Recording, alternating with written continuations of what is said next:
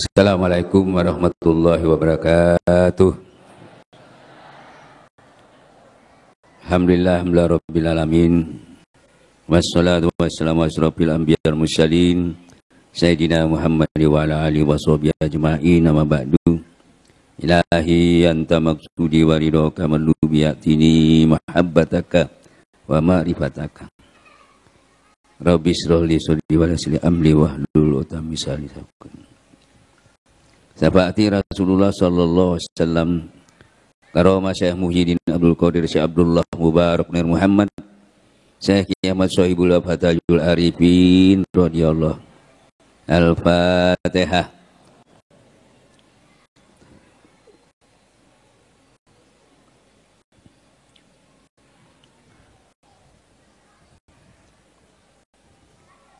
Pertama-tama mari kita panjatkan syukur kepada Allah yang telah hanya dengan pertolongan Allah hari ini kita bisa berkumpul di majelis yang berbahagia ini dalam rangka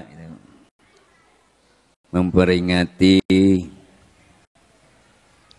yaitu manaqib Sultan Aulia Syekh Muhyiddin Abdul Qadir Jailani Qaddasallahu.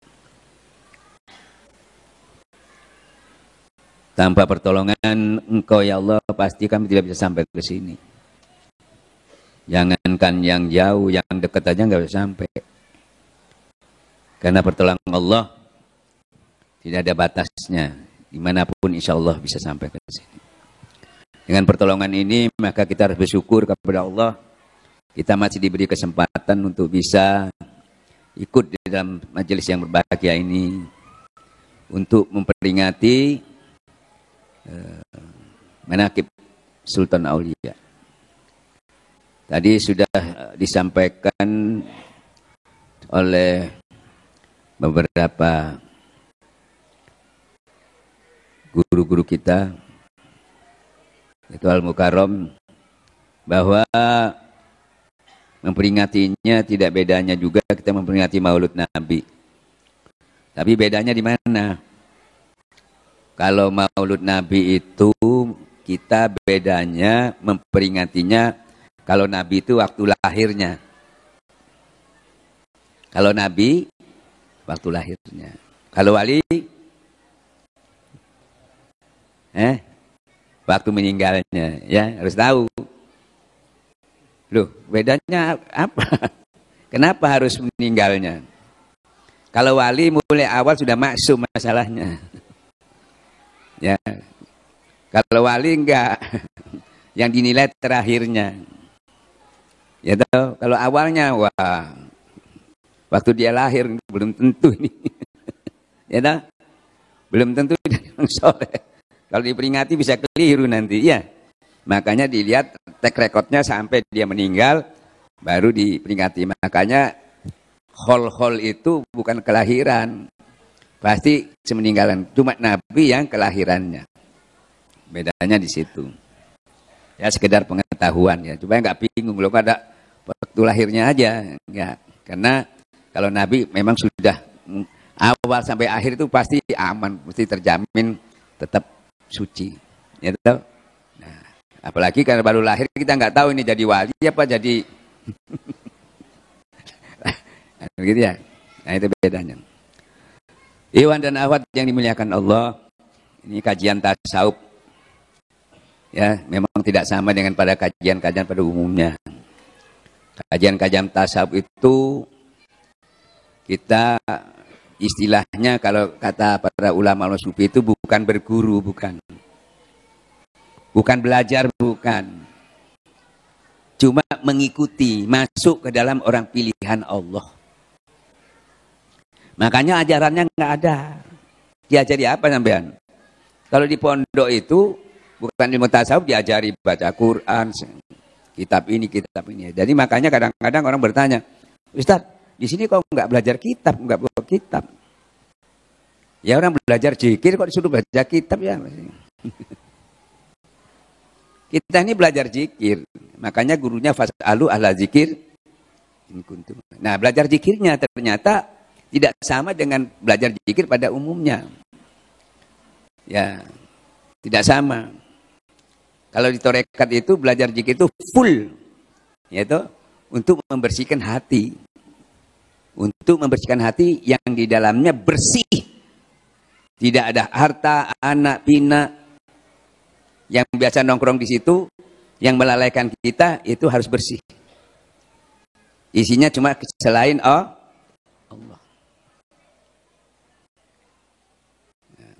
Jadi kalau ada selain Allah di sini itu batal. Makanya ditalkinlah orang itu tadi supaya bisa membersihkan penyakit-penyakit di dalam hati. Ternyata penyakit itu dari mana? Dari orang-orang yang kita sayangi, orang-orang yang kita cintai. Apa yang kita sayang? Istri, anak, harta, kita cintai semua. Hubudnya. Kan gitu ya? Itu harus dia, kalau sudah di sini, yaitu dari hubudnya, orang ini pasti takut mati itu. Ya, takut mati. Mati itu bukan mana fisiknya aja. Mati karirnya, mati rezekinya. Takut. Nah, makanya ya, dengan ditalkin itu dibersihkan. Hanya full kepada Allah. Kalau sudah full kepada Allah, ya itu yang kita baca setiap hari dalam sholat. Iyyaka na'budu, iyyaka na'budu, hanya full. Tapi kalau nggak ditorekan, tidak bisa mewujudkannya, hanya diucapkan. Padahal hasilnya itu tadi, kalau kamu sudah full Allah, hanya kepada Allah, baru kamu bisa mengikuti orang-orang yang kembali kepada Allah. Iyyaka na'budu wa iyyaka ihdinas. Nah, lewat sini kamu. Jalan-jalan orang yang diberi nikmat. Ikuti. Nah, mengikuti orang itu siapa? Mengikuti gurunya. Makanya dalil mengamalkannya, dalam Quran itu diperintahkan, kalau bersabarlah kamu duduk-duduk bersama orang yang mengharapkan ridhonya Allah pagi dan suruh sabar. Jangan kamu palingkan sedikit pun pandanganmu kepada gurumu tadi. Tidak boleh. Kalau kamu berpaling, karena kamu ikut, ketinggalan. Ketinggalan. Kan berpaling itu gini, oh anakku, oh kerjaanku. Oh ketinggalan. Ya toh. Jadi tidak berpaling, harus fokus kepada guru. Makanya ada istilah robitoh itu, sampai guru nggak kelihatan pun seakan-akan kita membayangkan ya toh, bahwa kita dalam tuntunan guru kita. Dan jangan kamu palingkan juga sedikit pun pandangmu pada perhiasan dunia. Ya toh. Oh mobilku hilang, ketinggalan. Apalagi orang-orang yang kita ikuti itu, jangan kamu ikuti orang yang hatinya lalai. Kamu ikuti ya melok lalai pisan. Apalagi yang mengikuti hawa nafsunya yang melampaui batas, sudah habis sama hilang sudah. Bukan full Allah, full nafsu. Ya itu yang dikatakan, tidakkah kamu melihat orang itu menuhankan hawa nafsunya. Nah, jadi ini yang kita sembah ini setiap hari bukan Allah, sudah nafsu. Kelihatannya nyembah Allah, tapi sesungguhnya menyembah hawa nafsu. Nah maka tarekat ini yang membantu itu sebetulnya. Makanya pelajaran lain nggak ada. Pelajaran lain nggak ada. Kalau di syariat ada gini, Pak yang sabar Pak, Pak yang ikhlas Pak ya, harus cinta kepada Allah, harus ridho, harus ikhlas. Ya, di tasawuf nggak ada itu. Cuma suruh zikir. Cuma suruh zikir. Nah, syariat memerintahkan itu. Nah, jadi untuk mencapai sabar ilah ridhonya tadi, ya bukan lagi diajarkan, bukan lagi dihimbau seperti pada umumnya, tapi langsung dituntun oleh guru. Kalau sudah dituntun oleh guru, siapapun itu pasti bisa. Tapi kalau diajarkan, cuma orang yang pintar yang bisa, orang yang punya kesempatan, orang yang punya peluang. Tapi orang yang nggak punya kesempatan, tidak punya waktu, apalagi bodoh, nggak mungkin bisa. Tapi kalau kita dituntun, ya toh, bisa ikuti jarang orang-orang kembali kepada Allah, semuanya bisa. Biar istilah saya itu, biar buta pun kalau dia mau dituntun pasti sampai. Makanya Nabi Musa dikasih contoh sama Allah. Allah beri contoh nggak tanggung-tanggung, langsung Nabi contohnya. Selanjutnya yang diberi contoh lagi yang sampai sekarang kita buat rujukan, Syekh Abdul Qadir Jailani, Sultan Aulia, ulama besar. Terus Imam Al-Ghazali, contohnya itu bukan orang tembri-tembri, orang yang sangat dimuliakan sama Allah. Terutama Nabi Musa. Ya, kan ditanya, ya Allah, adakah orang yang lebih hebat, yang lebih pintar daripada itu? Ada. Gitu. Disuruh berguru itu. Ternyata bergurunya sampai di sana, jangan buka kitab, buka mulut aja nggak boleh. Suruh apa? Ikuti tok. Suruh ikut saja.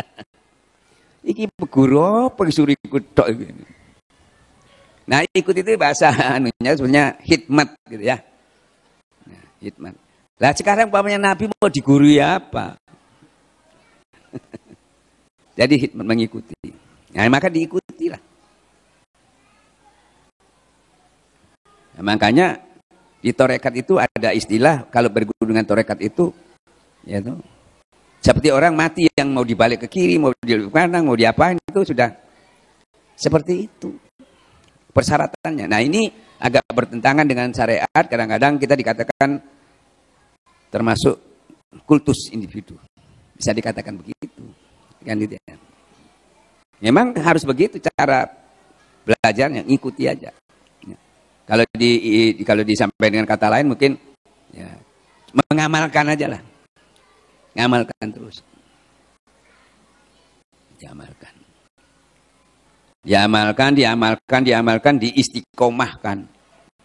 Ya. Cuma diamalkan aja. Saya mengambil kesimpulan hasilnya untuk melihat ini amalnya ini hebatnya sampai sejauh mana. Ya, kita harus buktikan. Masa ngamalkan ini aja zikir la ilaha illallah, la ilaha. Di dalamnya hofi, istilahnya diekstrak lagi sampai jadi hofi. Masa gini aja bisa mengatasi segala masalah? Kan gitu ya? Cuma gini aja. Akhirnya Nabi Musa bertanya kepada Allah. Cuma la ilaha illallah aja ya Allah, ada enggak yang lebih khusus lagi? Enggak ada, ya itu aja kan. Enggak yang khusus yang ini ngomong. Enggak ada ya itu. Nah, sampean sudah dikasih tahu itu kok nyari-nyari yang lain lagi termuter. Abdul. Kalau sudah Abdul, kalau ditambah jadi enggak Abdul. Ini sudah. Itu dari segi ilmu yang disampaikan sama Allah kepada manusia ini. Sekarang buktikan. Bagaimana membuktikan? Membuktikannya di dalam kehidupan kita ini banyak sekali ujian. Banyak sekali ujian. Nah, di dalam ujian-ujian itu Allah sudah menyampaikan. Ya, sesungguhnya orang beriman itu kalau kena uji, kena musibah, ucapannya apa? Inna lillahi wa inna ilaihi raji'un. Kalau nggak ditorekatkan nih, nggak selesai. Karena itu cuma keterangan aja. Dari Allah, kembali kepada Allah. Padahal kembali itu dekat. Dekat itu apa? Zikir. Kalau sudah zikir, kata Allah, nanti aku beri petunjuk, anugerah untuk bagaimana cara menyelesaikan. Langsung diberi tuntunan nanti. Cuma zikir. Ya, satu. Bukan yang lain-lain, cuma zikir. Bukan disuruh baca Yasin, enggak. Bahkan tidak suruh baca ayat kursi, cuma zikir.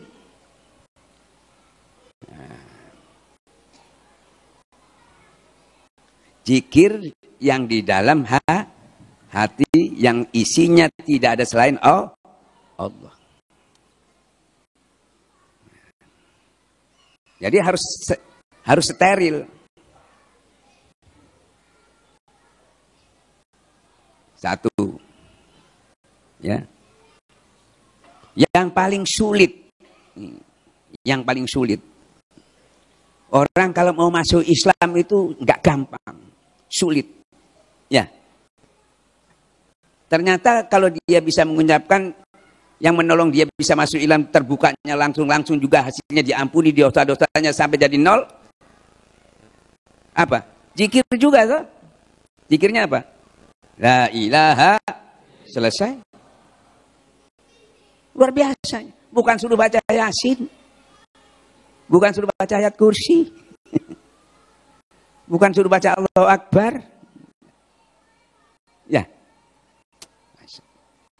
Nabi Yunus dimakan ikan. Ya.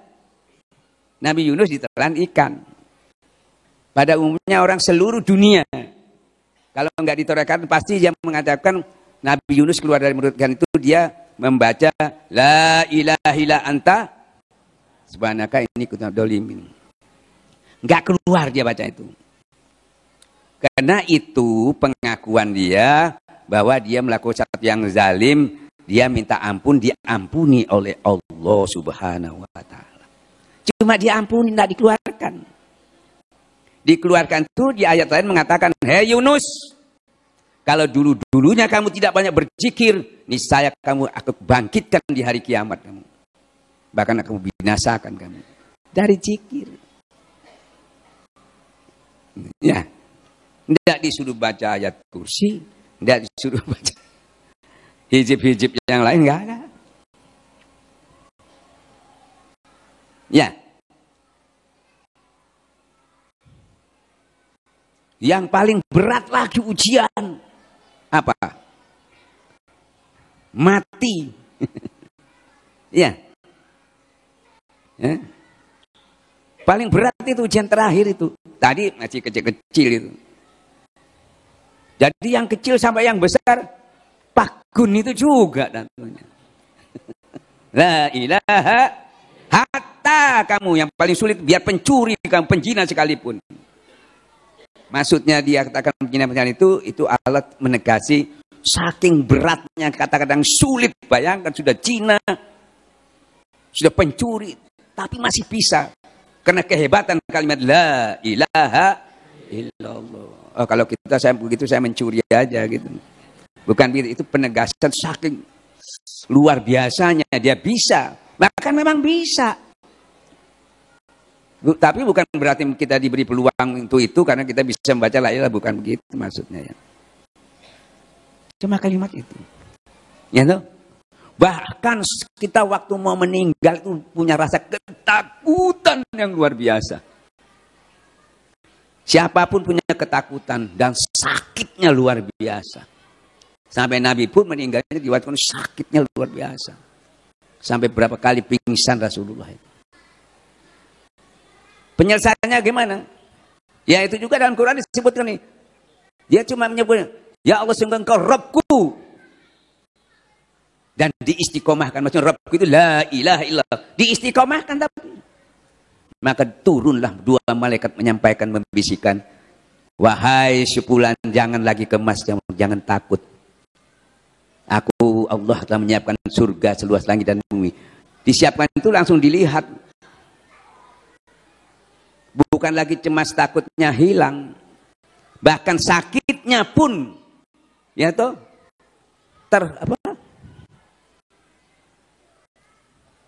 tidak terasakan karena melihat langsung surga.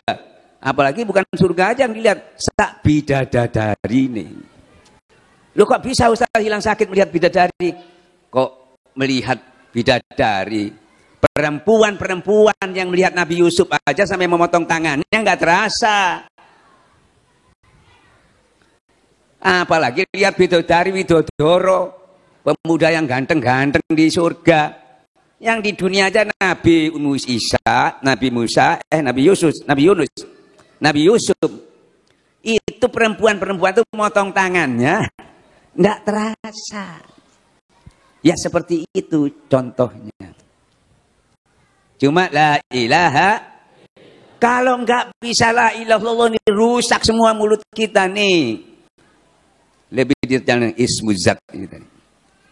Nggak ada yang bisa dihalangi. Karena kalau sudah berzikir itu tadi, Allah sudah memberikan benteng sepenuhnya. Bismillahilladzi la yadurru. Jangan yang di bumi, di langit pun tidak bisa memberi mudarat kepada engkau. Nih senjatanya. Nah selama ini kita kalau belum bertorekat cuma sampai di asma Allah, sampai memanggil Allah. Kan itu ya? Tapi tidak bersama Allah. Nah, kalau sudah bersama Allah, di mana ada kamu, di situ ada aku. Nah, makanya kalau sudah demikian, sampai dikaji lebih dalam lagi, ya tuh, sehingga aku mencintainya. Kalau sudah mencintainya, nah perkataan para wali-wali itu perkataanku, kata Allah.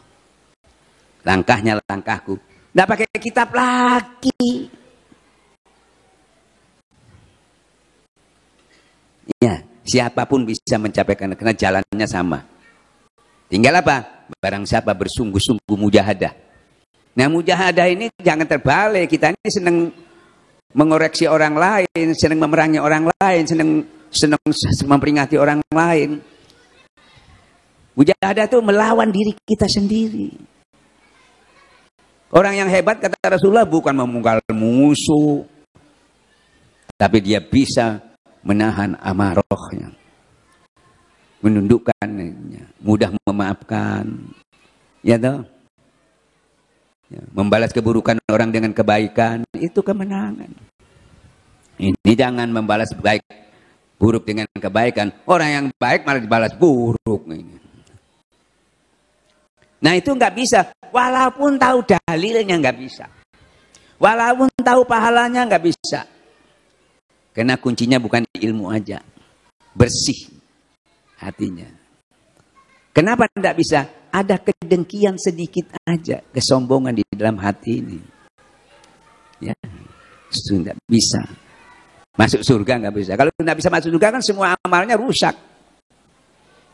Kenapa dia bisa masuk surga? Karena kalau ini enggak ada kesombongan sedikit, tetap nggak bisa masuk surga. Kenapa? Amalannya pasti ada kepentingan-kepentingan. Nah, itu yang merusak. Makanya torekat pertama kita mau belajar, niatnya dulu yang diluruskan. Ilahi anta maksudi waridoka madubi ati. Arahnya ke sana. Dibuka, ditutup juga pakai itu. Untuk mensterilkan jangan sampai arahnya sampai kemana-mana.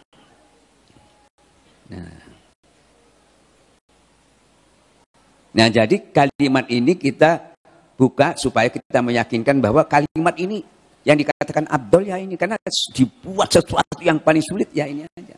Zikir itu. Tapi zikir yang mana gitu. Seperti tadi siapa itu ceramah subuh tadi? Al-Mukarram siapa? Hori itu. Dulu juga pakai hizib, pakai apa. Bukan salah. Hizib itu enggak salah, itu doa. Tahu arahnya enggak ilahi. Kayak-kayaknya ke Allah. Dalilnya ada, sering saya sampaikan. Mintalah dengan nama-nama Allah, karena nama-nama Allah yang baik dalam Quran. Mintalah dengan, pakai orang. Ya Rozak, ya Rozak, ya Rozak. Ya toh? Ya Rozak, ya Rozak, ya Rozak. Mau apa? Mau rezeki? Bener ya kelihatannya ya. Mau rezeki, terus niatnya juga bagus. Kalau punya rezeki buat bikin masjid, buat sedekah, buat zakat, bagus nggak? Bagus ya? Bagus ya? Ini namanya benar tapi tidak menolong. Benar tadi, benar toh? Tapi tidak menolong. Tidak menolongnya di mana? Bahkan tertipu. Nah ini kita maaf ya kepada orang-orang ahli syariat, nanti jangan tersinggung ya.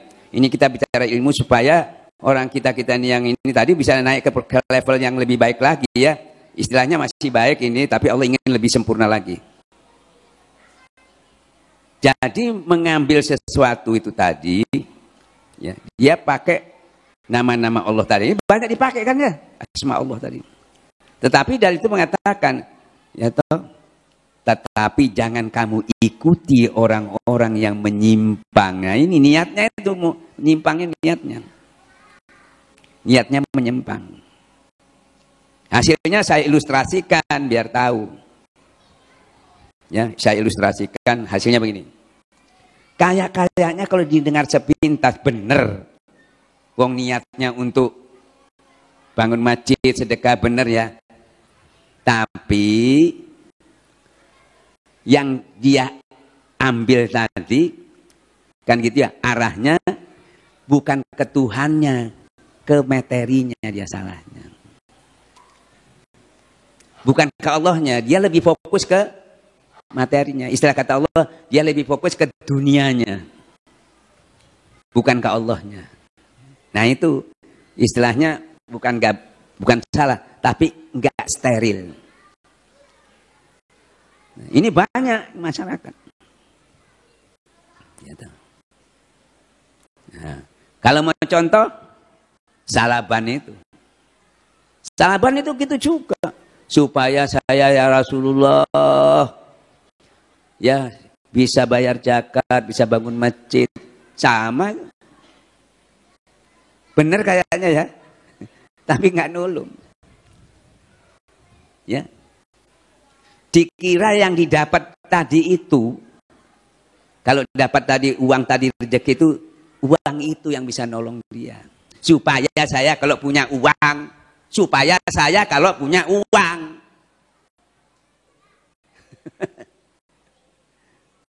Setelah dikasih uang nggak bisa.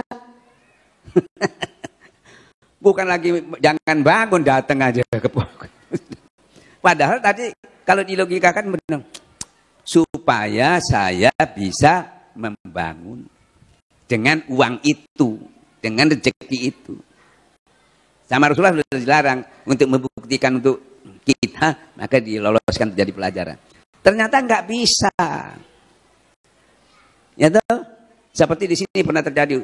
Orangnya itu kalau dari Panjang itu jauh kan, naik sepeda ngaji dulu.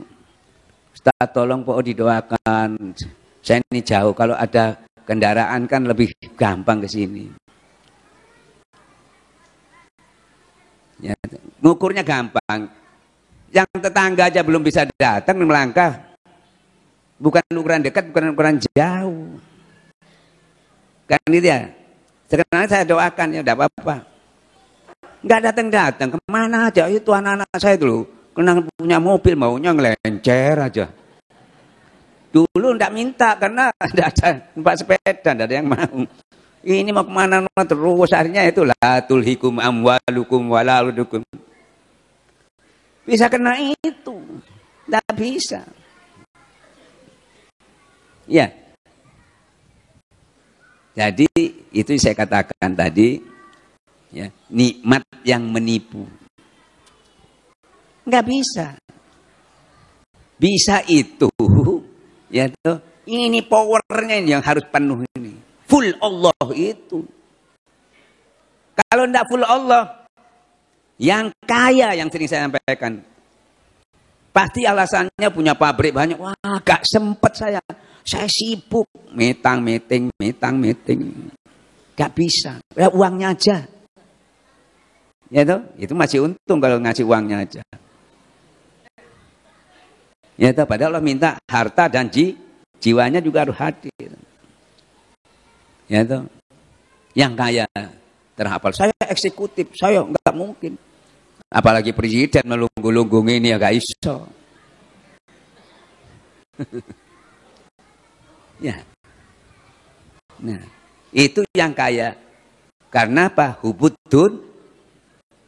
Yang miskin mungkin sama aja hubudunnya juga. Nggak mungkin saya bisa ikut ngaji, Ustaz.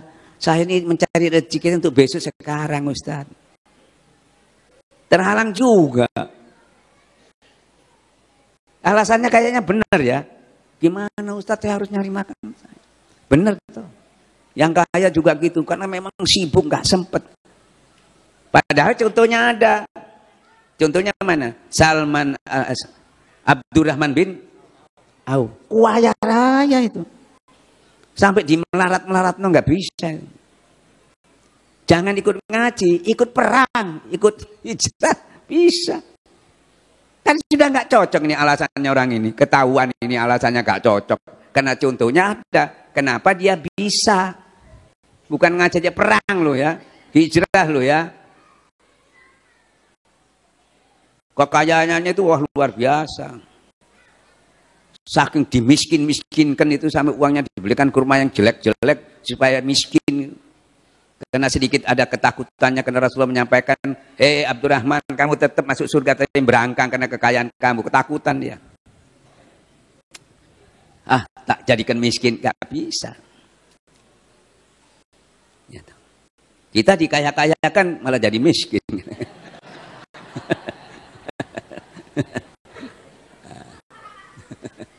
Nah, akhirnya gimana? Gak bisa toh? Ada contohnya. Kenapa kita nggak bisa? Bisa. Terus yang miskin gimana? Bilal, Abu Zar, bisa tidak pernah ketinggalan sama Rasulullah. Hijrah ikut, perang ikut. Padahal bodoh, miskin, bodoh, buta.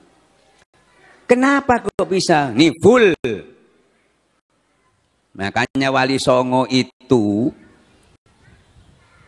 ujung Jawa sampai ujung Yaman cuma 9. Ya. Dakwahnya pakai apa? Pakai kelenengan, pakai wayang. Kalau sekarang wah bid'ah itu. Ya. Kalau syiar itu segala macam cara boleh. Karena strategi dakwah itu. Sampai bohong pun boleh. Bohong pun boleh kalau strategi dakwah itu. Gitu. Makanya tiap-tiap orang itu punya strategi sendiri. Ya toh, tiap-tiap suku kena daerahnya macam budaya itu kadang-kadang itu beda-beda. Gak harus seperti di Arab itu gak bisa. Nah di Indonesia dilihat, disesuaikan dengan dalil juga. Kata Allah dalam Quran, sampaikan dengan bahasa kaummu. Karena di sini orang Jawa, ya itu, yang banyak disampaikan itu bahasa Jawa. Makanya dikatakan kejawen itu tadi. Tapi orang-orang yang benar-benar itu fanatik, seakan-akan tidak bisa harus bahasa Arab. Kalau sudah kejawen itu dianggap sudah termasuk bercampur dengan apa? Kebatinan. Enggak. Wong kalimosodo jadi kalimat syahadat. Lihat ya. Umar jadi Semar. Ya, itu strategi dakwah itu. Ujung Jawa sampai ujung Jawa, nggak tengkar. Nggak saling sikut menyikut, nggak saling cari popularitas. Bisa sama-sama saling mengikat sesuai dengan tolong menolong dalam kebaikan, tolong menolong dalam ketakwaan itu. Saling tolong menolong. Itu ujung Jawa sama juga tenang, nyaman. Ya, di sini sana ada masjid, sini ada pondok. Jangan ke sana, sana itu gini. Dulu nggak ada. Kenapa? Kalau dulu itu di luarnya wayang, strateginya training, di dalamnya full Allah. Kalau sudah full Allah ya ihdinas siratal pasti lurus.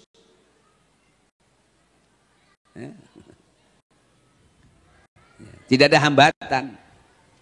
Tidak ada hambatannya apa? Jangankan jalan di bukan menyampaikan kepada orang, jalan di rambut di belah 7 yang tajam itu aja bisa.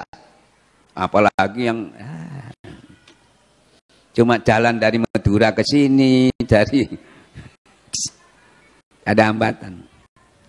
Yang paling sulit pun 7 laut di rambut kamu tidak ada hambatan. Karena full Allah. Iya karena budu. Hanya. Bahkan tidak ada lagi dirimu, hanya engkau Allah. Nah, jadi kita kelirunya sekarang dakwahnya bukan salah. Kenapa tidak banyak menolong dakwahnya, tidak seperti dulu? Padahal dulu musuhnya Hindu, Buddha, sulit. Sekarang sama Islam aja, aduh, nyesoro. Karena nggak full itu tadi. Maka saya beri mengatakan, ulama kalau dia bertengkar, sebetulnya ulama itu ilmunya sama. Mana ada ulama ilmunya nggak sama? Kalau ditanya pasti sama. Kamu pakai apa? Quran hadis. Yang ini Muhammadiyah, Quran hadis. Semua Quran hadis. Nggak ada yang berani mengatakan di luar itu. Sama. Nah, kurangnya di mana? Bukan kurang ilmu, tapi kurang dekat kepada Allah. Kurang dekat kepada Allah. Nah, maka dari itu sekarang kita pakai kitab. Ditanya kitab apa? Kitab benar. Ya toh? Nah, kenapa tidak berhasil? Karena di luarnya kitab, di dalamnya wayang, seneng sandiwara. Kalau dulu di luarnya wayang, kalian di dalamnya kitab full Allah. Kalau sekarang terbalik, di luarnya kitab, di dalamnya kelenengan. Ini salah. Enggak, karena dakwah itu bukan harus pinter, bukan. Bukan harus fasyih, bukan. Dakwah itu kita mengharapkan pertolongan Allah. Kalau sampai dakwah bondonya pinter, ada orang pinter sampai dakwah langsung dibodoh-bodoh sampai bodoh itu ngomong, bacaannya aja sudah salah, mesti gitu. Makanya ada pertemuan kemarin itu masalah Habib dan Kiai ini tadi saling menyalahkan. Oh, bacaannya kamu salah. Ini, sudah saling mencari kelemahan. Karena bergantung dengan itu tadi.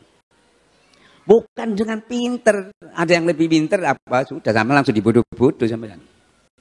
Bukan dengan kekuasaan. Bukan banyak-banyakan pengikut, bukan. Kalau sudah di tarekat itu di tasawuf beda. Tapi ini bukan salah ya, tapi rapuh. Rapuh. Karena kamu ngadu pinter. Kalau di tasawuf enggak. Bagaimana kita melakukan sesuatu supaya ditolong Allah.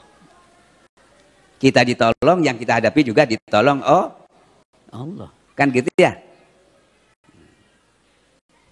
Nah, ditolong orang itu bisa ikut. Itu bukan hasil kita, bukan hasil pinter kita.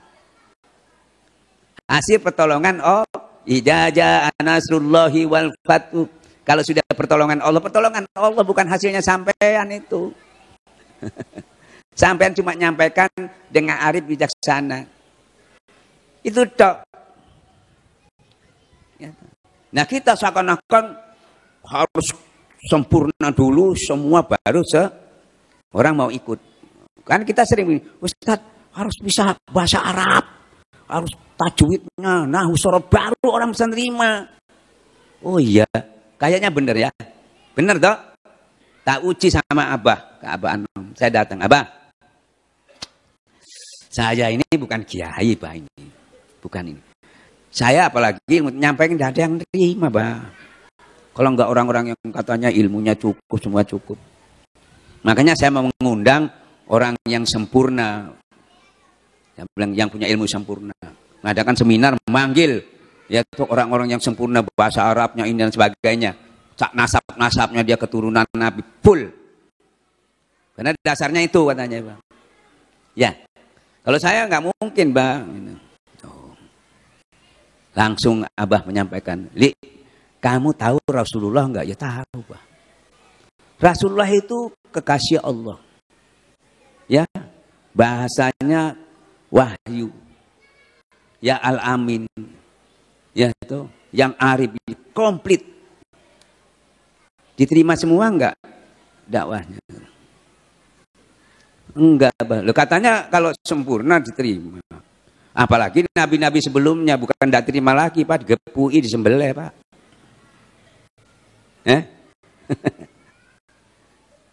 Ya. Ini bukan itu. Nah, bahkan kalau kita sudah punya kelebihan seperti itu, paling mudah menyalahkan orang. Kan gitu ya? Paling mudah menyalahkan orang. Padahal yang salah ini kalau dikaitkan dengan dalil, nggak salah. Yang salah pun nggak salah. Nggak salahnya di mana? Allah tidak minta sesuai kemampuannya Nabi. Bukan kemampuan gurunya, tapi kemampuanmu. Lah semampunya segitu-gitu aja. Ya dia ngomong salah terus itu. Oh mampunya segitu-gitu aja. Ya, makanya akhirnya kita kalau tidak memikir seperti yang saya sampaikan tadi, kita lebih banyak menyalahkan daripada dan lagi kesulitan kita. Orang-orang jadi kesulitan. Kesulitannya kita harus cari orang yang sempurna. Orang yang sempurna tidak mudah. Nah makanya kita akhirnya menyampaikan dakwah itu kelihatannya hebat, tapi sebetulnya kelemahan. Kelemahannya di mana? Kita selalu menyampaikan dakwah itu suruh meniru Nabi, prestasinya Nabi. Kan gitu ya? Ikhlas, ridho. Kita disuruh niru prestasinya Nabi. Ya nggak bisa. Secara zahir aja kita nggak bisa, apalagi yang di dalam. Coba saya uji satu aja. Rasulullah kalau habis dakwah itu pulang, ketok pintu 3 kali nggak dibuka, dia tidur di luar. Coba satu aja ditiru itu, bisa nggak? Saya pernah kumpul ustadz, saya tanya istrinya, Pak ini suami sampean, Mbak Bu Nyai kalau pulang gimana? Kalau ketok 3 kali, ya. Tidur di luar nggak? Kalau udah bukan, wah ngamuk, ya cocok. Yang tidak akhir aja nggak bisa, ya toh. Rasulullah juga pernah itu tanya, ada makanan nggak ada ya Rasul. Kalau begitu aku puasa. Gitu ya Bu ya. Oh, pertama malah beli warung sana. Nggak bisa. Apalagi yang sampai ibu-ibu ini mau nyuntur Rasulullah itu memberi makan orang lain. Seorang seorang Badui, picek, sudah tua, nyuapi tiap hari. Ya, kan gitu ya. Meso-meso lagi. Sampean mau bisa dari ibunya sendiri, sampean gitu kan nggak bisa. Tapi ceramahnya, kita harus mengikuti Rasulullah. Allah menyebut kemampuanmu. Ya, karena yang menilai bukan kita membiarkan, tapi orang itu sudah maksimal ya sudah, jangan disalahkan lagi. Ya tuh, makanya kalau di torekat kalau nggak bisa, kalau saya kayak contoh gini, Ustadz Mirwan ini ditanya sama orang, Pak Ustadz Mirwan, saya mau ke tempat sana itu loh, ini kan kampung sampean ini, namanya si Fulan, oh kenal, oh di sana, menggok sana ke sana, orang ini diberitahu ya, diberi pelajarannya ke sana. Wah saya agak bingung juga, enggak ke sini loh, belok sini ke sana, sampai 2 kali saya melihat enggak ngerti orang ini, terus mau kamu biarkan, enggak ngerti salamu dewe. Itu tidak boleh itu begitu. Nggak bisa toh. Dituntun, ya saya antar gitu. Tasawuf itu gitu. Jadi nggak ada yang nggak bisa. Kita nggak disalah-salahkan terus, tapi nggak dituntun. Itu bukan syiar namanya. Tidak tolong menolong dalam kebaikan. Bukan, dituntun. Jadi nggak ada yang ketinggalan. Guru kita, Abah Hanum, pondok pesantren untuk orang baik-baik dipasang. Untuk orang nakal-nakal inabah. Untuk di lapangan kasih wakil talqin. Nah pondok-pondok pesantren sekarang ini bagaimana coba? Dipilih aja yang bagus-bagus. Wah nakal ini tidak bisa Pak, ini kelakuannya kurang baik. Ini wah dites, wah nggak lulus ini, tidak diterima. Siapa ini? Ini siapa yang mau diapakan orang ini? Ya, kalau diberi baik-baik Pak, ya enak aja ngajarnya Pak. Nah saya katakan ini nanti menuntut orang yang menolak ini masuk neraka jahanam. Karena dia komplain waktu dia mau dimasukkan neraka karena kebodohannya. Yang kebodohannya sebetulnya belum masuk nominasi kebodohan. Tapi karena ditolak, jadi tambah bodoh. Yang nakal tambah nakal. Akhirnya masuk nominasi, masuk neraka. Yang sebelumnya itu ditolak itu belum masih padahal. Jadi ini guru ini karena ikut andil untuk menambahinya. Makanya dia nuntut. Kalau sekupnya anak itu orang tua yang tidak mendidik anaknya. Anaknya komplain juga, saya nggak dididik. Kalau saya dididik, diterima, mungkin saya nggak begini. Nah, jadi saya ditolak. Nah ini masalahnya di situ. Kelihatannya benar, dia menolak. Tapi tidak menolong. Nah ini tarekat itu gitu. Jadi nggak ada yang bodoh pun nggak ditinggal. Nah di sini makanya wali-wali itu banyak di lapangan. Ya.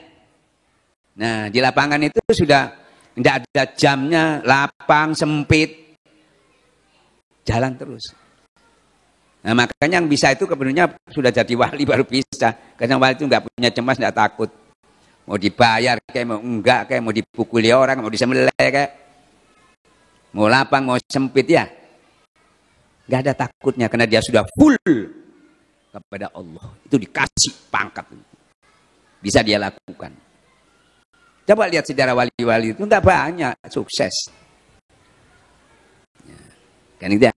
Ini salah satu seperti katakan tadi. Jadi kita bertorekat ini kalau sudah mengikuti jalan orang-orang kembali kepada Allah itu tidak butuh lagi kita harus pinter. Apalagi sudah pinter. Yang bodoh aja bisa. Apalagi pinter. Makanya jangan heran berapa contoh tanda-tanda orang mau meninggal itu tadi nanti bisa dilihat kalau orang itu ya kalau orang itu betul-betul mengikuti masuk dalam orang pilihan. Enggak banyak di sini yang meninggal itu orangnya enggak pintar-pintar ibadah karena memang bukan orang latar belakangnya bukan orang pondok, bukan keluarga muslim, tapi dia sudah ikut setelah meninggal, masya Allah baru kelihatan di situ luar biasa. Bahkan ada yang kita gali kuburannya itu 25 tahun. Jangankan ininya, kayunya aja nggak rusak. Kenapa? Karena sudah steril, disterilkan sama zikir. Jangan yang di langit, di bumi pun tidak bisa memberi mudarat. Tidak bisa. Loh, itu kan itu orang-orang syahid aja. Orang yang mati syahid itu tidak dimakan tanah. Lebih syahid lagi orang yang berzikir. Itu perang kecil, ini perang besar. Siapa yang mengatakan mati orang-orang syahid? Ya tahu? Dia kena hidup. Hidup itu mana ini di dalam. Sampai mati ini tetap hidup ini. Masuk dalam kubur terus hidup ini. Kalau sudah mati, di dunia aja sudah katakan bedanya orang berzikir dan tidak sama dengan orang hidup dengan orang mati. Belum masuk kuburan udah mati. Nah, ini hidup. Ini tidak bisa ada yang memadamkan itu. Nah ini disterilkan. Dibuka. Kalau enggak suruh nginep 1 malam, sudah bau.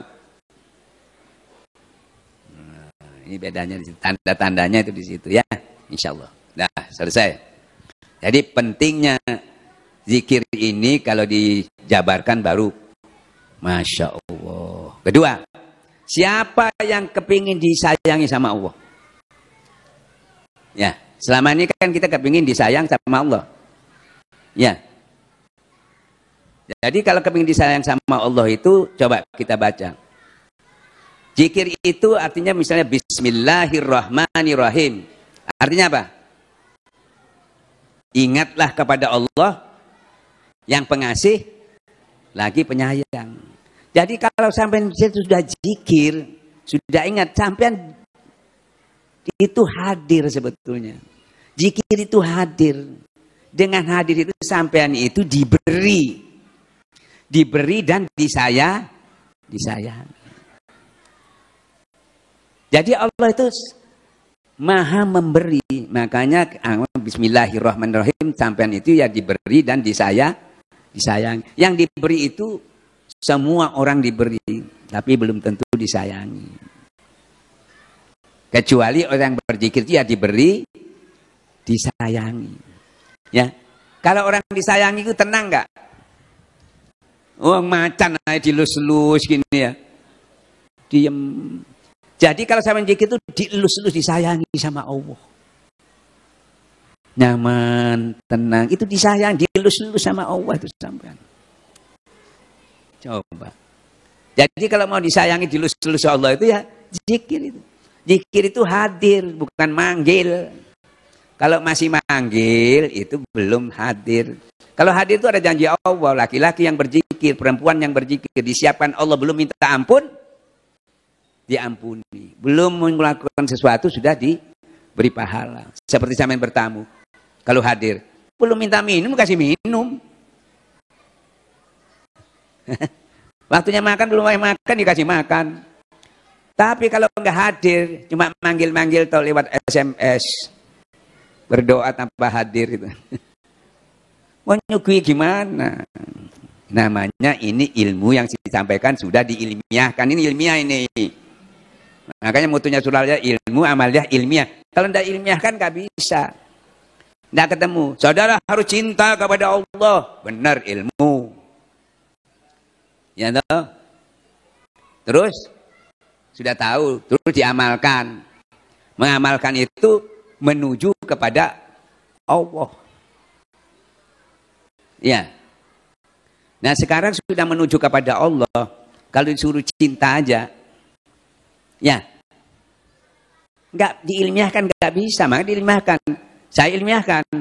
Bisa cinta enggak kalau orang itu enggak dekat, enggak kenal. Bisa nggak? Ini diilmiahkan. Nggak bisa. Makanya nggak bisa.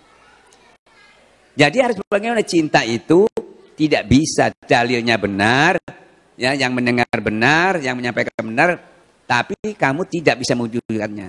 Harus diilmiahkan. Diilmiahkan itu bisa enggak orang itu mencintai, jangan Allah, orang aja kalau dia tidak dekat, tidak kenal, bisa enggak? Enggak bisa. Nah, diilmiahkan. Jadi harus dekat dulu, ya, atau kenal dulu baru timbul cinta. Nah, proses itu ilmiah. Kalau tidak didalam ilmiah nggak tahu nyampainya pakai apa caranya, makanya itu manhaj, cara. Ini nggak tekstual gitu, nggak bisa dibuat, cuma dibuat bisa dongeng aja nanti. Nanti dongeng, baca, nulis, dongeng, baca, nulis gitu aja. Kata Gus Dur bakal sengsara. Jadi diilmiahkan mutunya Pondok Pesantren ilmu, ilmiah, amaliyah. Ilmu, amaliyah, ilmiah. Jadi ketemu. Sholat seperti yang terangkan. Bisa husu enggak kalau orang hatinya enggak tentram? Enggak bisa. Orang cuma disuruh husu. Diilmiahkan dulu. Bisa husu kan enggak bisa. Jadi yang dicari husunya apa tentramnya? Tentramnya. Kalau husu, ya bisa enggak?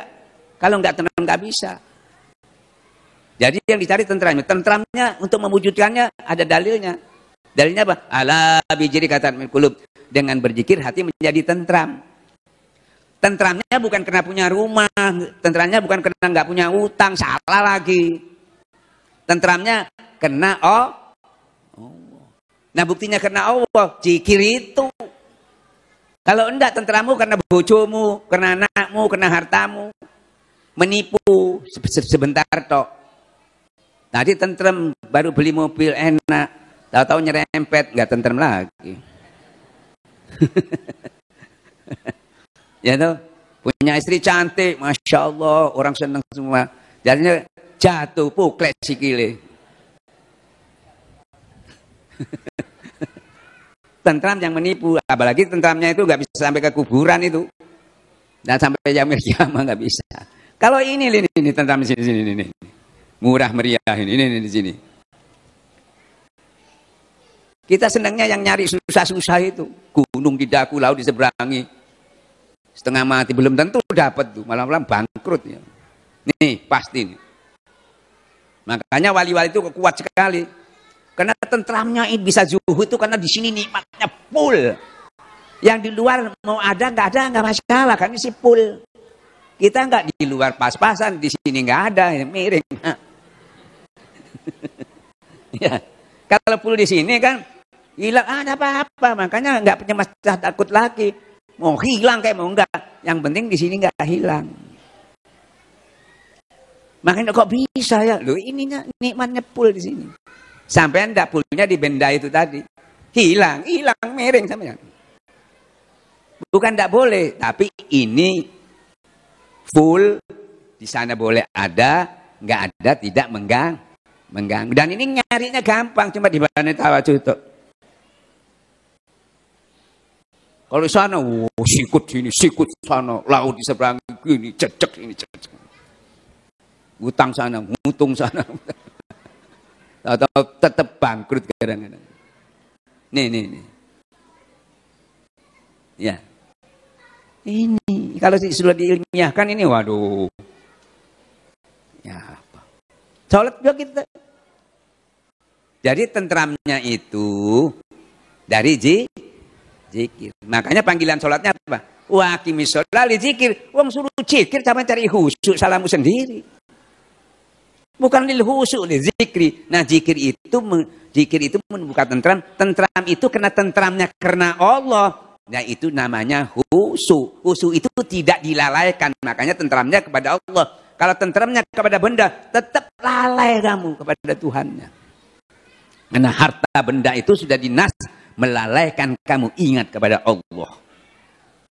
Diilmiahkan ketemu. Kalau enggak diilmiahkan bukunya nih. Sholat khusyuk harus begini, harus begini, harus begini. Sohe, sholatnya sah, diterimanya. Wawailul lil musallin alladzina hum sholatihim sahun. Ininya sahun. Emane sudah sah tapi gak diterima. Sesungguhnya aku melihat apa yang ada di dalam hatimu. Cuma itu. Nah ini diilmiahkan baru. Oh iya ya. Kalau enggak sama, wah buku ini gak ada. Coba ada buku lain lagi. Hatta kamu hafal 1000 kitab pada Syekh Abdul Qadir Jailani di kitab Silas. Kalau belum ditalkin, nah. Ini kalau sudah diilmiahkan, bukan lagi bicara dalil, bukan. Ya tuh. Nah makanya kita butuh kasih sayang Allah tadi. Ya zikir itu kasih sayang Allah. Sampai kalau kepingin disayangi suami, ya toh, mbak ibu-ibu harus deket-deket sama suami, sering deket ya. Ya, kalau jauh sana jauh, sama Allah juga begitu. Nah, ini, makanya kok tentu itu dilus-lus sama Allah.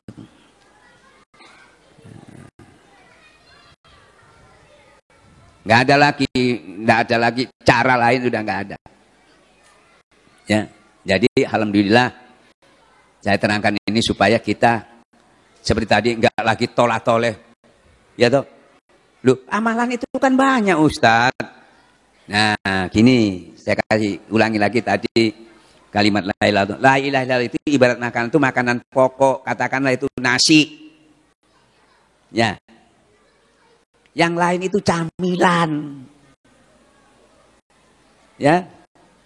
Terus ikannya itu selawat, jadi nyaman. Ya dua itu. Yang lain itu mau ada nggak masalah. Ini camilannya toh aja. Makan pokoknya nggak dimakan punya. Jadi penyakit itu. Kan ibaratnya juga gitu. Kita di vitamin toh nggak minum obat. Ya toh? Itu ada nggak ada, kalau ada obat ya sudah cukup. Makanya kita nggak kemana-mana, nggak terlalu banyak, cuma la ilaha, udah makan pokoknya di situ. Ternyata diuji, tadi berapa kali diuji ya, semuanya ujungnya itu. Nah, sampai kan istilahnya banyak membuang-buang waktu itu. Bukan nggak boleh. Ibaratnya begini, maaf ya. Nah ini memang kalau sudah masuk ke torekatnya agak beda sedikit ya. Bedanya itu memang harus beda. Allah mengatakan ini benar. Ya, ini baik, Allah terakhir ingin lebih baik. Mesti beda. Mesti beda. Karena ada proses lebih baik. Pasti caranya juga beda. Misalnya, Ustaz, kenapa kok kita enggak seperti pada umumnya habis sholat baca subhanallah alhamdulillah. Kok langsung la ilaha illallah. Nah, ini bertahun-tahun, beratus-ratus tahun. Ya toh, orang sunnah apalagi ahlu sunnah mengamalkan ini Ustaz, kok dirubah-rubah. Ya. Kan itu sudah sempurna belum? Kalau kamu ngomong gitu, saya tanya sendiri sama teman, saya ilmiahkan. Kenapa kok nggak langsung yang Abdul aja? Kalau memang ini bagus, la ilaha illallah. Kenapa nggak langsung la ilaha illallah saja, yang Abdul aja ya? Saya tanya, kenapa kok nggak Quran aja yang Abdul langsung turun, kok Taurat dulu, Jabur, kok terus dirubah sampai sempurna? Ya, nah gitu ya. Nah, kalau memang itu ya sudah langsung la ilaha illallah. Kenapa enggak? Kan gitu ya. Nah, karena memang supaya dilihat proses ini ada peningkatan itu bisa dilihat gitu ya. Jadi awalnya itu standar semua. Nah, maka istilah ada makom-makom ya toh. Nah, sekarang saya tanya, kenapa kok langsung la ilaha illallah? Ya, kemana subhanallah, kemana alhamdulillahnya, kemana Allah akbarnya, kan gitu ya. Nah, maka diilmiahkan lagi. Coba sekarang, subhanallah artinya apa? Maha suci Allah. Bisa dikatakan maha besar Allah? Enggak bisa. Maha besar ada sendiri. Allahu akbar. Coba la ilallah. La ilaha illallah. Tidak yang suci kecuali Allah, tidak yang besar kecuali Allah, tidak yang mulia kecuali Allah. Ya toh? Semuanya mengkristal di situ. 99 asma Allah, bahkan lebih mengkristal itu. Bukan itu tidak hilang, bukan. Mengkristal itu. Jadi makanya setelah kumpul namanya Abdul. Sempurna karena sudah masuk ke semua. Kalau tidak percaya sempurna, diuji lagi. Ayo baca Allah Akbar 1 juta kali, bisa masuk Islam enggak orang itu? Diuji, nggak bisa. Kenapa? Ya itu cuma satu bagian. Ini full semua ada di dalamnya, komplit. Makanya bisa. Full di situ. Diuji kalau tidak percaya, apalagi mati. Ayo suruh baca Allah Akbar terus. Wala tamutunna illa wa antum. Mati sudah mau kubur karena meninggalkan yang dia cintai. Ya, itu kecuali dia mendatangi yang dia meninggalkan, yang dia mendatanginya dia cintai baru nggak kubur. Makanya Nabi langsung talkin orang yang mau mati itu tadi. Ya itu mau pakai Allah Akbar nalkinnya. Dia kubur Allah Akbar. Nggak bisa masuk Islam ini. Oh tambah subhanallah 1000 nggak bisa masuk Islam. Satu kalimat dia la ilaha. Dia bisa katakan jannah. Langsung gugur ancaman Allah. Aku haramkan api neraka jahanam itu dengan orang mengucapkan la. Selesai. Ini kalau diilmiahkan, kalau enggak, ini jangan mengerti pengertiannya ini kurang bagus, bukan. Ini kan pelajaran. Pelajaran itu nanti terakhir itu kesimpulan. Sampai belajar silat, jurusnya 100 jurus, buat berantem enggak keluar semua itu. Paling 1-2 jurus tok. Gini tok itu. Ya kalau niru di film lain lagi, miber ibu cuy. Ya, nah itu cuma untuk pengetahuan, tapi yang dipakai intinya nanti, oh ini endingnya. Seperti contoh lagi, kalau mau tidur kata Rasulullah, ya harus menghatamkan Quran, ya. Nah, ayo kalau nggak diilmiahkan, mau menghatamkan, itu sudah ngantuk, jangankan baca doanya kadang-kadang ditinggal, udah ngantuk, ya. Tapi Salman Al-Farisi, siapa yang menghatamkan Quran mau tidur? Saya. Sahabat, oh, lihat kamu langsung tidur gitu. Langsung Rasulullah bersabda, barang siapa membaca Al-Quran, mau tidur, membaca Qul huwallahu 3 kali, sama dia dengan menghatamkan Quran. Cerdas tuh. Ayo milih mana? Mau dibaca sampai hatam, baca Qul 3 kali. Tapi bukan berarti kalau gitu saya nggak baca Quran, saya Qul aja 3 kali. Bukan begitu maksudnya. Ya, jadi kalau itu aja kan kita nggak tahu sejarah, nggak tahu ini. Maksudnya itu ada hal-hal yang sesuatu yang kita cerdas, tapi tidak harus semuanya. Kalau nggak tahu kan, nggak diilmiahkan, wah langsung nggak mungkin itu. Ada orang sampai para wali-wali itu sholat 1000 rakaat. Rasulullah, sahabat dulu. Dapat saya Abdul Qadir Jalani. Itu wudunya Isya sampai subuh. Logika enggak? Masa enggak ngentut? Masa enggak wudu? 40 tahun. Kenapa bisa? Saya mau tanya. Kenapa bisa? Ayo. Apa enggak tidur sama istrinya? Kenapa dia bisa? Karena enggak punya istri. Loh, saya Abdul Qadir Jalani kawinnya sudah umur berapa? Mek duwe bojo pentung mek bojone sampeyan. Ya toh? Sedang aturannya aja Rasulullah banyak yang mau begitu. Ya Rasulullah, saya tidak mau lagi kumpul sama istri saya mau. Tidak boleh. Tapi kalau nggak ada istrinya pasti boleh. Nah kebetulan saya itu riwayatnya itu begitu. Dia kan kawinnya terlambat itu. Tapi sekali kawin terus papat langsung. Nah itu begitu ya. Nah, jadi semuanya harus dikaji terus diilmiahkan. Pasti ketemu nanti di mana yang sebenarnya itu setelah diilmiahkan. Nah, makanya istilahnya dibedah ya. Supaya tak. Jadi sederhana, jadi mudah kita bisa melakukannya. Kalau enggak beli kitab ini lagi, mungkin pendapatnya ini, mungkin pendapatnya ini. Waduh, habis umurmu nanti. Tidak ada waktu. Ya. Nah, makanya saya ringkas khusyuk, ikhlas, ridho, ya toh, syukur, haji, ya apa syukur. Salah satu yang paling luar biasa itu syukur itu, yang saya bedah itu. Bayangkan saya sudah keliling tanya orang syukur itu kayak apa, bingung jawabnya itu. Ya alhamdulillah gitu, kita menerima apa yang dari Allah kita syukuri. Enggak begitu itu saya bikin. Kalau begitu aja diterima, seneng, syukur. Terus kalau enggak, bisa syukur. Masa kasih ilmiahnya. Sampean ibu-ibu dapat uang biasa dikasih suaminya 10 juta. Itu sudah berlaku 10 tahun. Itu biasa aja dia pasti. Ya mas, biasa gajinya suami saya. Tidak mungkin dia alhamdulillah jarang itu. Tapi kalau sudah ditambah, atau dikasih 25 juta, alhamdulillah. Baru tuh ngomong. Nah, dikira syukur itu alhamdulillah. Ya. Syukur itu yang ngomong alhamdulillah karena tidak paham. Dia syukurnya bukan karena Allah, syukur karena uangnya tadi nambah. Ya. Kalau tidak nambah hilang malah hilang. Hilang dicoret. Bukan bisa ngomong alhamdulillah enggak. Meso langsung. Karena dia bergantung syukurnya itu karena uangnya tadi. Tertipu di situ. Alhamdulillah karena tambah uang. Terus uangnya hilang. Nggak bisa lagi alhamdulillah.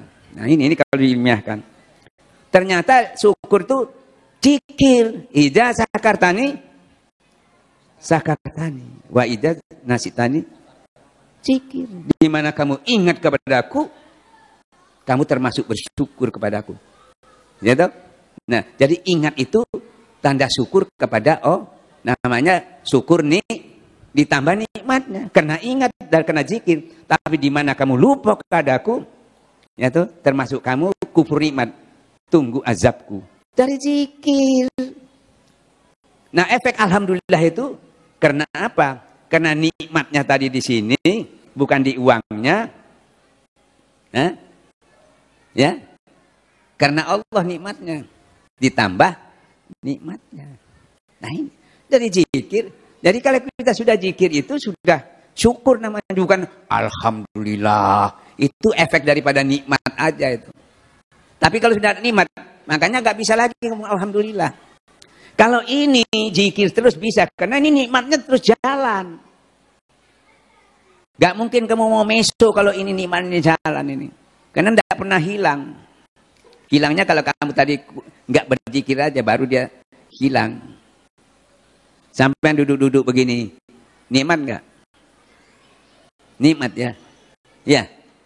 Nah, nikmat yang menipu, ya toh. Ya, Pak. Kenapa? Karena sampean nikmat ini harus ingat kepada yang beri nikmat.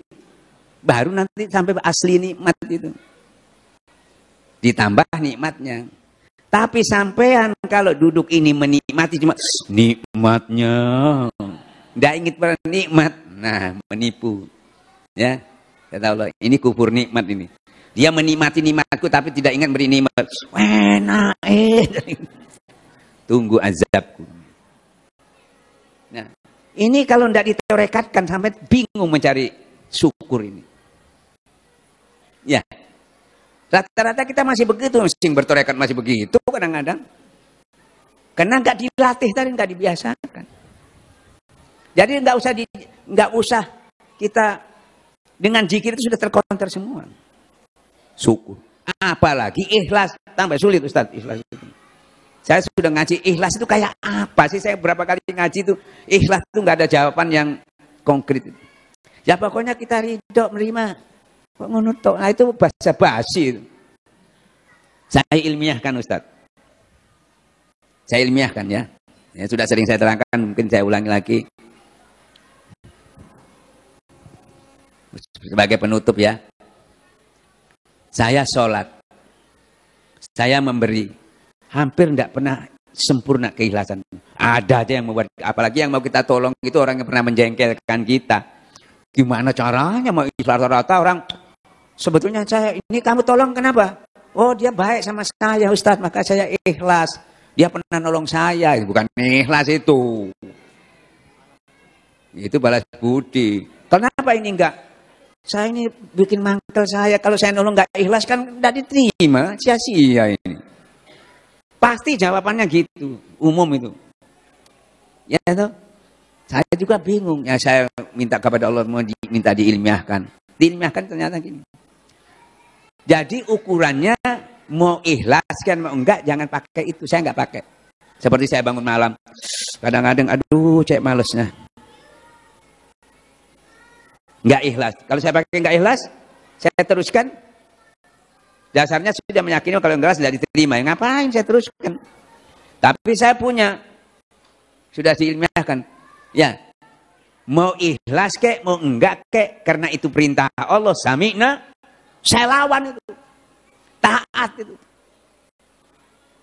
Karena ini perintah Allah, mau ikhlas, mau enggak, sami'na. Ya. Saya taat karena apa? Karena Allahnya itu. Nah kalau kamu ngomong toh karena Allah enggak kuat, harus terus di sini yang di dalamnya, baru kuat. Kalau ngomong karena Allah nggak bisa, ini harus terus. Pengakuannya harus terus menerus. Karena kalau lupa kepada Allah sesaat, langsung setan menuntun kita. Bukan ikhlas lagi, nafsu yang menguasai. Makanya saya beri contoh tentara itu. Atau zaman Rasulullah, orang baru kawin aja dipanggil Rasulullah, perang, siap. Gitu. Padahal nggak mungkin ikhlas. Kalau kita kan, ini kan baru kawin ya Rasulullah, enggak. Nanti tunggu 3 hari saya nyusul. Tapi karena dia tahu betul-betul taat kepada, dia tidak dilawan keikhlasannya itu. Seperti tentara, kopral, sersan, dipanggil sama komandannya. Hari ini nanti siang jam 1 kamu berangkat perang. Ya, enggak ada ini. Berani dia ngomong, waduh nanti komandan enggak bisa, siap komandan gitu. Padahal enggak ikhlas loh ya. Enggak mungkin, tapi tak. Nah, masa tentara sama orangnya bisa, kita sama Allah enggak bisa. Kan gitu ya, cuma dibayar berapa itu, cuma siap mati. Ente dihidupkan seumur hidup sampai nanti dulu ya. Gitu. Makanya tadi Abdurrahman bin Auf bilang siap, mau kaya mau miskin sama siap.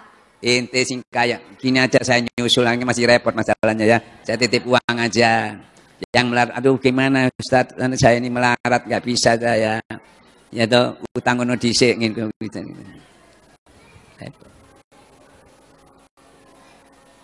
Paham ya? Nah, jadi ternyata bukan itu yang bisa menolong ini. Full Allah. Ini dulu. Makanya kita mulai full Allah itu jadidu imanakum plus maintenance-nya kita baca. Jaga iman, jaga maintenance-nya zikir ismujat. Sudah 2 ini sudah senjatanya. Kalau sudah dua ini tadi modalnya, nah ini modalnya ihsan, iman. Ini diajarkan 10 tahun sama Rasulullah. Baru turun rukun Islam. Sudah turun perintahnya sholat, puasa, zakat. Sami'na wa ata'na. Karena ini sudah dua ini sudah modalnya sudah. Sekarang ini belum modalnya. Langsung sholat ya, puasa ya, sami'na wa ata'na, tapi nggak dikerjakan. Powernya nggak ada. Dia torekat dibenahi powernya dulu. Terus dijaga terus. Jadi hidup la ilaha illallah. Bukan dihimbau lagi saudara harus kuat mendak. La ilaha. Itu janji Allah dan Rasul. Terus zikir hofinya, tauhidnya. Enggak lagi kita ngomong jangan syirik ya. Jangan bergantung sama orang lain. Hanya full Allah ya. Kalau sudah ada ini tidak usah ngomong, sudah langsung otomatis. Jadi enggak diingatkan lagi. Lupa dijejek lagi, diingatkan lagi. Capek. Yang ingat capek. Kalau ini tidak pakai ingatkan, justru dia mengingatkan orang seperti orang yang arif billah kalau mau meninggal, termasuk Nabi ya siapa itu ya mau meninggal atau Luqman Hakim meninggal, dia mengumpulkan anak-anaknya. Kalau kita sekarang mati ditalkin. Kalau arif billah yang hidup itu yang ditinggal ditalkin sama dia. Setelah aku mati, kamu menyembah siapa? Talkin. Menyembah Allah. Ya sudah lulus, sudah tinggalan. Jadi yang mau mati ini yang ingat yang hidup, kita enggak. Kebalik. Ya, bahkan kebanyakan itu ya sudah. Dia enggak mau ditunggui. Ya, ini kalau nunggu-nunggu ini bikin ada yang nangis, ada yang gini malah menghalang-halangi. Jangan sampai ke sana enggak kembali, ke Jakarta aja kita berapa hari di sana, cucu-cucu kita sudah mau ditinggal sulit. Ya, sampai sulit ninggalannya dibawa terus ya. Apalagi ditinggal mati. Ya. Nah inilah tarekat itu membantu yang sulit-sulit itu sehingga menjadi mudah. Makanya para wali-wali mengerjakan apa-apa itu yang paling berat pun bagi dia sudah tidak berat lagi karena dia memahami apa istilahnya tahu pinnya lah, tahu rahasia-rahasianya dia tahu sehingga dia mudah melaksanakan. Saya kira begitu ya. Wabillahi taufiq hidayah. Assalamualaikum warahmatullahi wabarakatuh.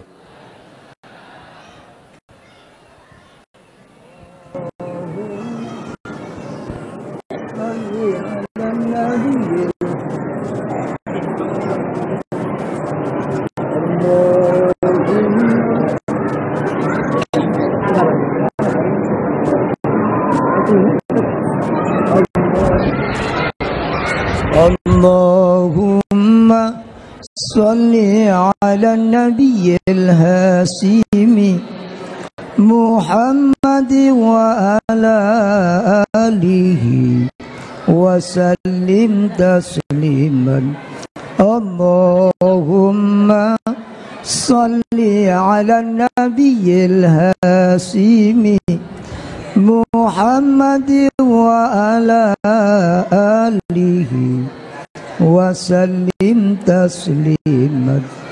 Allahumma salli ala nabiyil hasimi Muhammad wa ala alihi wa sallim tasliman bi syafaati nabiyina Muhammadin sallallahu alaihi wasallam karamati Sultan Auliya Syekh Abdul Qadir wa bi karamati Syekh Abdullah Mubarak bin Nur Muhammad karamati mursyidina hadrati Syekh Ahmad sahibul wafat tajul arifin karamati sahibul fadilah Ki Haji Muhammad Ali Hanafi Akbar. Al-Fatihah. Ustaz Buhari. Ini dari Al-Mukarram. Salam. Terima kasih Ustaz, terima kasih. Hadirin ikhwan wal akhwat rahimakumullah. Ini Buhari Jember.